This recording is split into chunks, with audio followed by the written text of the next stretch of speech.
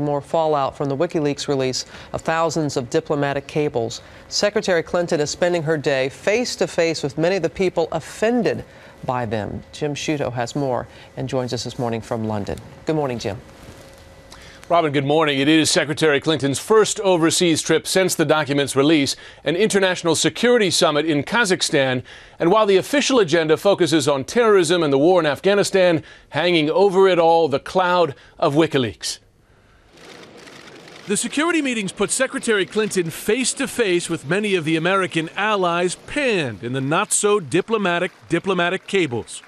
Italian Prime Minister Silvio Berlusconi described in one as feckless, vain, and ineffective. Russian President Dmitry Medvedev called Robin to Prime Minister Vladimir Putin's Batman. German Chancellor Angela Merkel dismissed as risk-averse and rarely creative.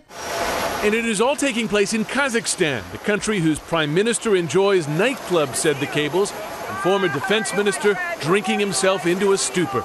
As she arrived in the Kazakh capital, Astana, Clinton put on a brave face. I, of course, have been reaching out to governments and leaders around the world over the last week. I will continue to do so. You have to get along with people. You have to listen to them, even if you disagree with them. But as Clinton tried to unruffle feathers, Wikileaks founder Julian Assange was ruffling more of them. In an interview with Time, demanding she resign due to cables suggesting diplomats were asked to gather intelligence.